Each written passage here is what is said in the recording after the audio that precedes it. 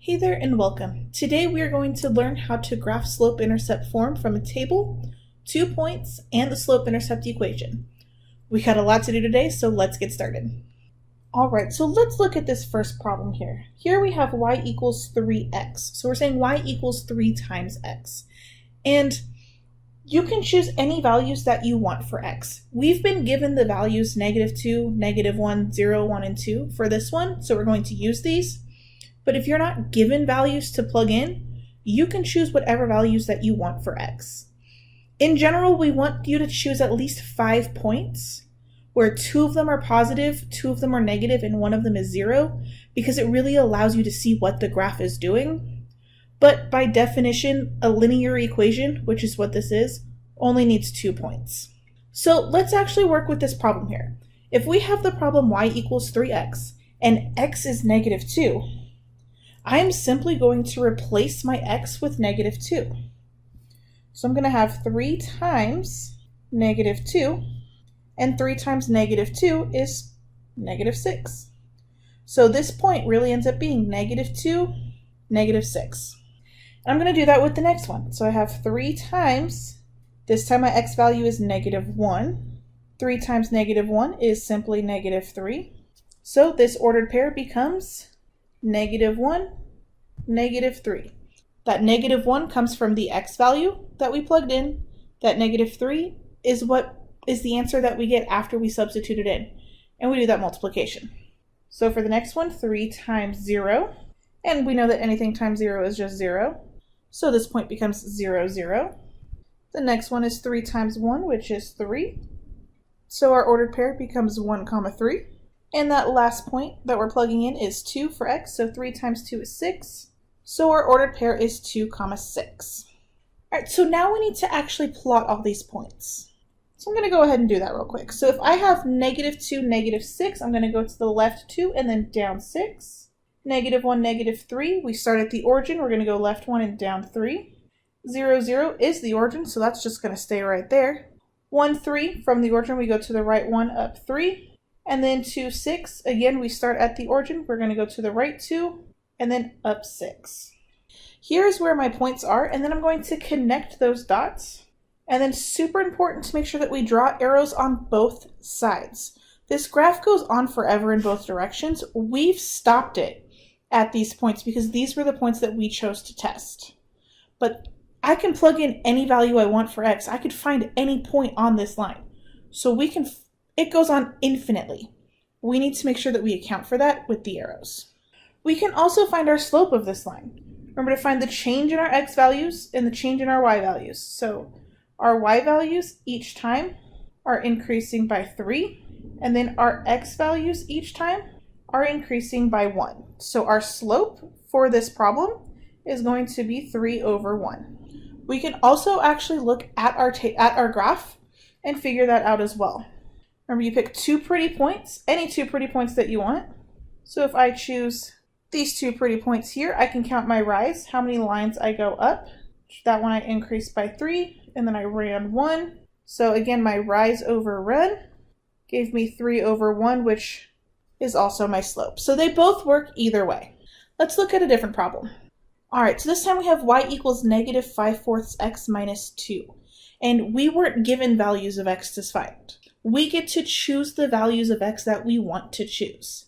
But I want you to be super careful.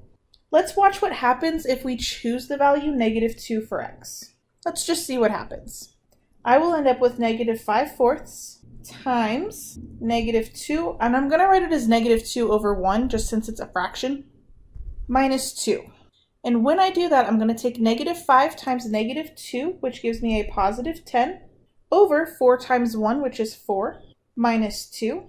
-10/4 can be reduced, actually, to 5/2, minus -2 as a fraction is -2/1. In order to combine it with that +5/2, we need to change our denominators to be the same.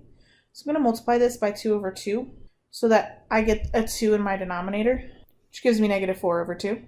So minus 4/2 gives me 1/2. That was a lot that happened right there. It's really just adding and subtracting fractions.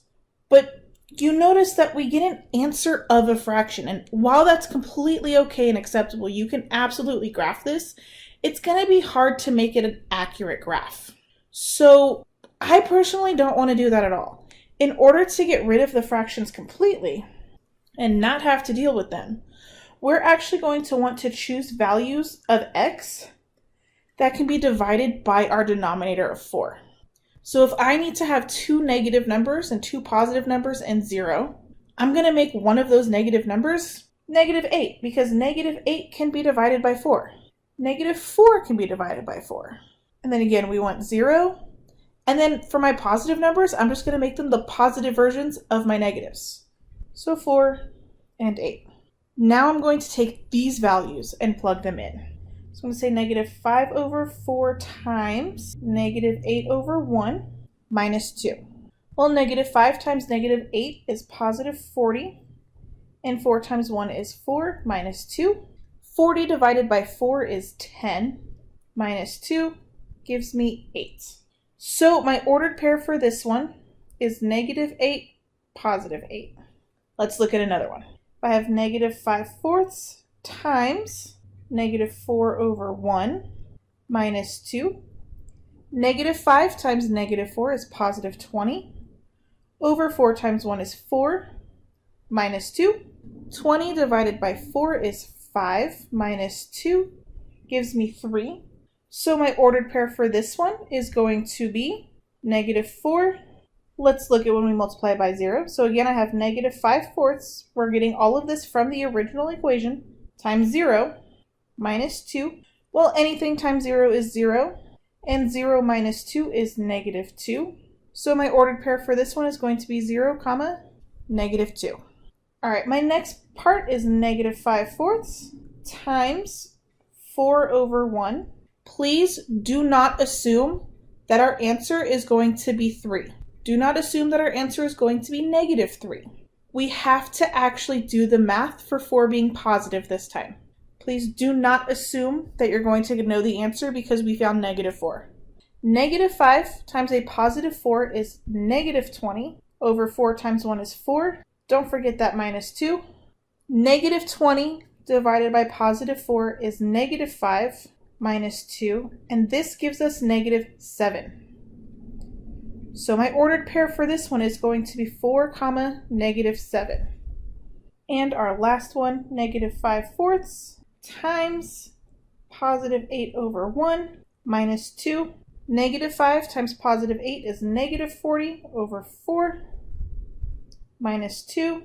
-40 divided by 4 is -10 minus 2 gives us -12. So our final ordered pair is 8, -12. Again, just because we found -8 giving us an answer of +8 does not mean it's going to be the same answer. So let's actually take these points now and graph them. So if my first point is at -8, +8, I'm going to go to the left 8 and then up 8.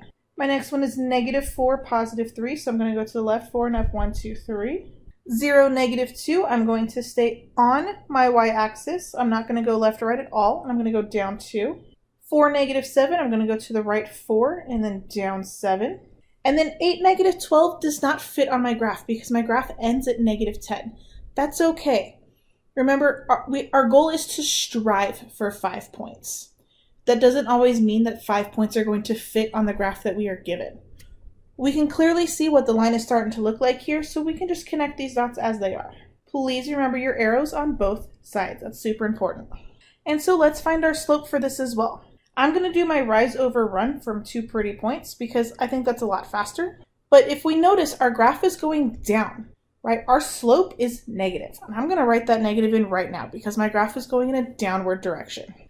So my rise, even though it's going down, is going to be 1, 2, 3, 4, 5 over 1, 2, 3, 4. So my slope for this problem is -5/4. So we'll zoom out just a little bit so we can see the whole process. And so that is graphing using a table of values. All right, if you remember earlier, I said that we only need 2 points to actually make a line. So this time, let's use just 2 points and make that line. So the 2 points we're given are 4, 5, and negative 6, 8. So let's graph those 2 points. So if I have 4, 5, I'm going to go to the right 1, 2, 3, 4, and then up 5 because those are both positive. And then I have negative 6, 8. So I'm going to go to the left 6 and up 8. And there are my 2 points. And so I'm going to connect those dots using as straight of a line as I can.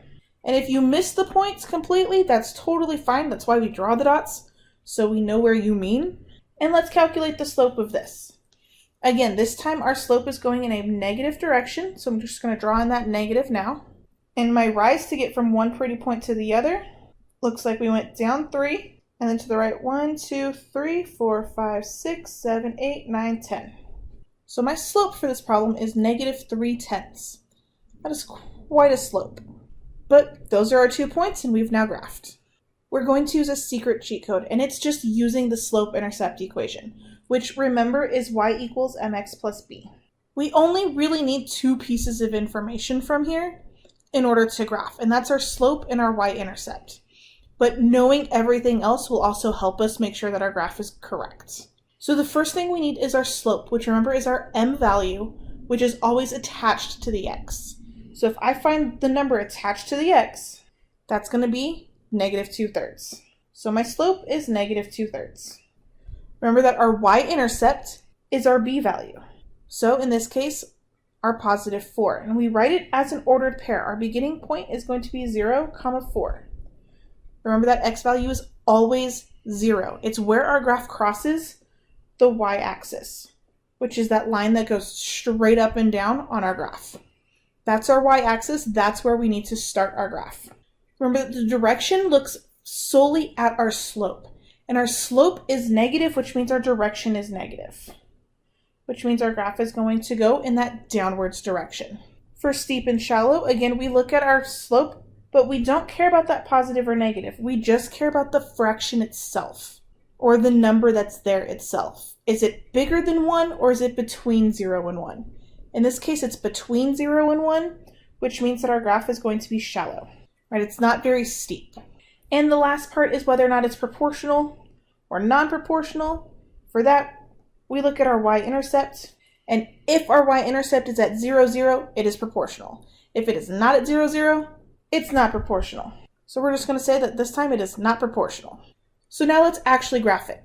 When we graph it, we start at our y-intercept because that's the point that we've been given, which is 0, 4. Which remember is right on that y-axis right there, 0, 4. And now we're going to graph our slope, which is negative 2/3. Because it's negative, from this point at 0, 4, I'm going to go down 2 and to the right 3. And that's where my next point's going to go. And then from that point, I'm going to go down 2 and to the right 3. And that's where that point's going to go. And I'm going to continue that pattern as far as I can this direction. And now I'm going to take my graph and go the opposite direction. So instead of going down 2 and left and right 3, I'm going to go up 2 and left 3. And you notice that when I do, I hit all of the previous points that I already had. But I'm going to continue that. So I'm going to go up 2 more and to the left 3, my next pretty point, up 2, left 3, again as far as I can. And now that I have all of those points, I'm going to connect them all and draw my arrows. Now the reason I recommend drawing as many points as you can is because later on we're going to learn how to solve systems, and sometimes you need to have extra points on the graph. So it's just setting us up for success later on. Once you've drawn your actual line to connect all your dots, you can also get rid of all of your steps for your slope. You don't need them. You can absolutely keep them, but they're not necessary. But that's it. We've now graphed from a table, from 2 points, and using the slope-intercept equation. So, until next time, I'll see you later. Love you, bye!